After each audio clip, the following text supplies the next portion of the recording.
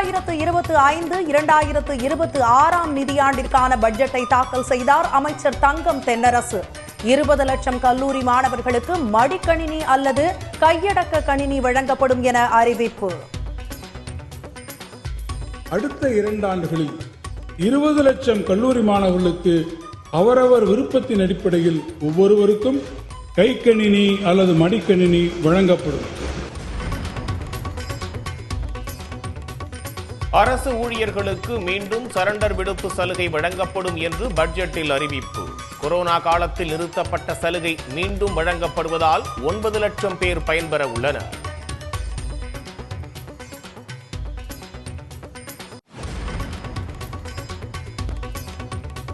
பெண்கள் பெயரில் பத்திரப்பதிவு செய்தால் 1% பதிவு கட்டண குறையும் என்பது உள்ளிட்ட பல்வேறு சலுகைகள் அறிவிப்பு. 1 லட்சம் மகளிரை தொழில் முனைவோராக்க 225 கோடியில் புதிய திட்டம் செயல்படுத்தப்படுகிறது.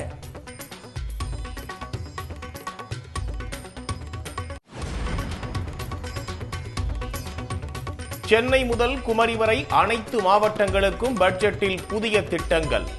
ராமேஸ்வரத்தில் புதிய விமான நிலையம் அமைக்கப்படும் என அறிவிப்பு.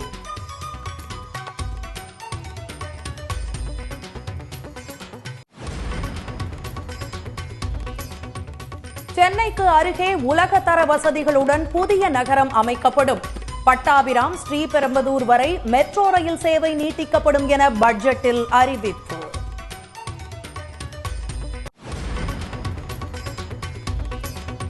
சென்னை விழுப்புரம் இடையே மணிக்கு 160 கிலோமீட்டர் வேகத்தில் ரயில்களை இயக்க புதிய திட்டம். மாமல்லபுரம், உதகை, கொடைக்கானலில் ரோப்வே உயர் போக்குவரத்து அமைப்பு ஏற்படுத்த சாத்தியக்கூறு ஆய்வு.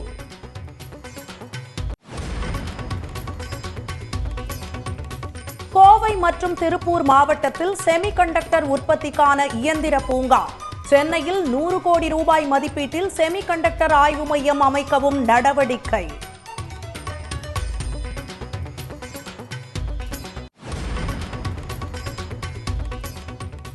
விருதுநகர் உள்ளிட்ட 6 மாவட்டங்களில் புதிய தொழிற்பூங்காக்கள் அமைக்கப்படும்.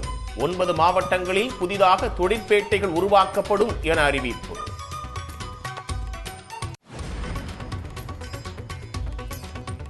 பட்ஜெட்டில் அதிகபட்சமாக கல்வித்துறைக்கு 55,000 கோடி ரூபாய் ஒதுக்கீடு.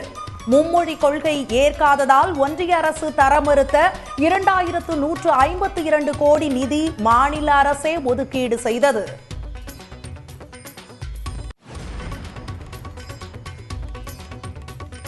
மகளிர் உரிமை தொகை பெறாத தகுதி வாய்ந்தவர்களிடமிருந்து விரைவில் விண்ணப்பங்கள் பெறப்படும்.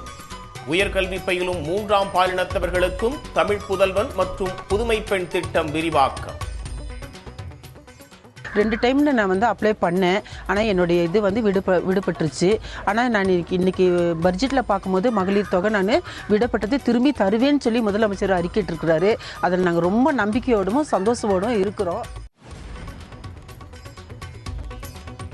தமிழ்நாட்டு பட்ஜெட் நவீன தமிழ்நாட்டை உருவாக்கிடும் முன்முயற்சி என்று முதலமைச்சர் மு.க. ஸ்டாலின் பெருமிதம்.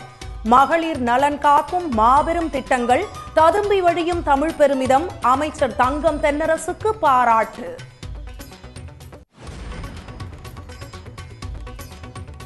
தமிழ்நாடு அரசின் பட்ஜெட்டுக்கு அரசியல் கட்சி தலைவர்கள் வரவேற்பு. 20 லட்சம் மாணவர்களுக்கு மடிக்கணினி வழங்குவது வரலாற்று சிறப்புமிக்க திட்டம் என்று பாராட்டு.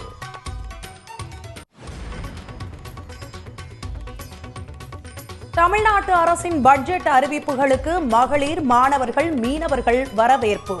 அனைத்து தரப்பினரும் பயன்பெறும் வகையிலான பட்ஜெட் என மகிழ்ச்சி. இங்க திருநெல்வேலியில பேட்டைங்கிற இடத்துல 35 ஏக்கர்ல ஆல்ரெடி ஒரு சிட்கோ தொழில் பேட்டை இருக்குது.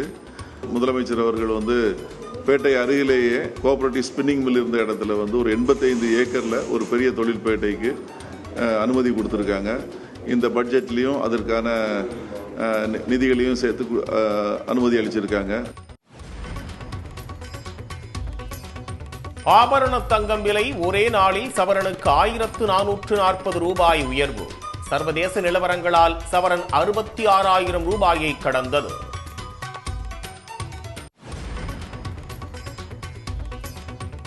எடப்பாடி தலைமையில் நடைபெற்ற அதிமுக எம்எல்ஏக்கள் கூட்டத்தை புறக்கணித்த செங்கோட்டையன் சட்டப்பேரவையில் பழனிசாமியுடன் பேசாமல் புறப்பட்டு சென்றதால் அதிமுகவினர் அதிர்ச்சி.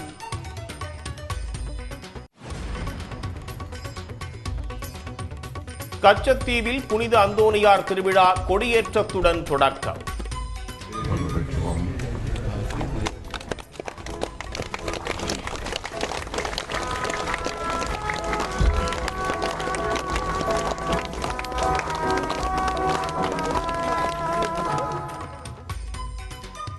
இந்தியா இலங்கை மீனவர்கள் உட்பட 10,000 பேர் பங்கேற்பு.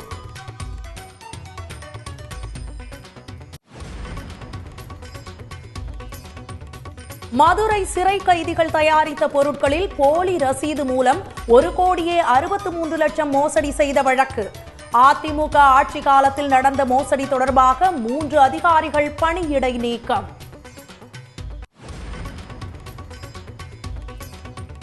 டாஸ்மாகில் ஊழல் என்பது பொய்யான குற்றச்சாட்டு என்று அமைச்சர் செந்தில் பாலாஜி விளக்கம். அமலாக்கத்துறை நடவடிக்கையை சட்டப்படி எதிர்கொள்வோம் என்று உறுதி.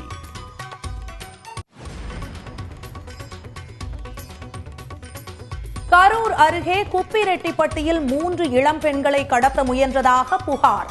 BMW காரில் வந்த பெங்களூருவை சேர்ந்த தம்பதியை கைது செய்து விசாரணை.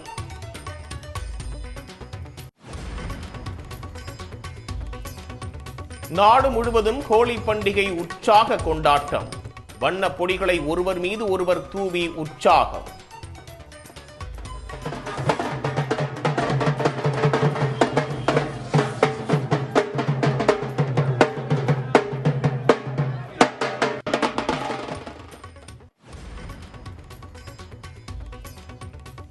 சென்னை கோவையில் ஆட்டம் பாட்டத்துடன் ஹோலி கொண்டாட்டம். ஒருவருக்கொருவர் வண்ண பொடிகளை தூவி மகிழ்ச்சியை வெளிப்படுத்திய வட மாநில மக்கள்.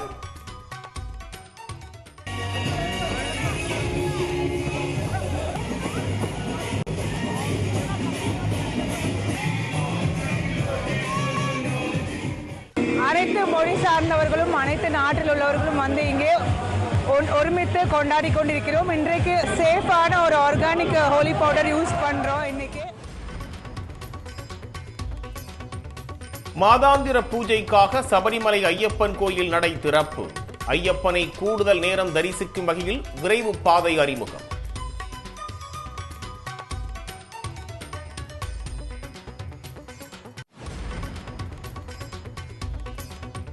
மகாராஷ்டிராவில் ஆங்கிலத்தில் நடத்தப்பட்ட சில போட்டித் தேர்வுகள் இனி மராத்தியிலும் நடத்தப்படும்.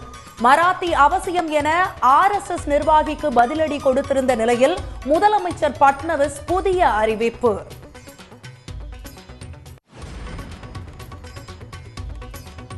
தங்க கடத்தல் வழக்கில் கைதான நடிகை ரன்யா ராவின் ஜாமீன் மனு தள்ளுபடி. 15 நாட்கள் நீதிமன்ற காவலில் வைக்க பெங்களூரு சிறப்பு நீதிமன்றம் உத்தரவு.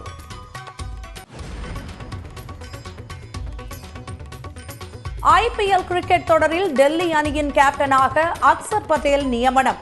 டெல்லி கேபிட்டல்ஸ் அணி ரசிகர்கள் உற்சாகம்.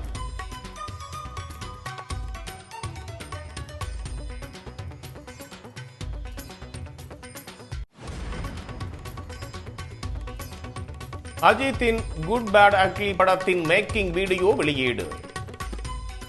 குட் பேட் அக்லி படம் ஏப்ரல் 10ஆம் தேதி திரைக்கு வருகிறது. உடனுக்குடன் செய்திகளை தெரிந்து கொள்ள சன் நியூஸ் பெல் ஐகானை கிளிக் பண்ணுங்க.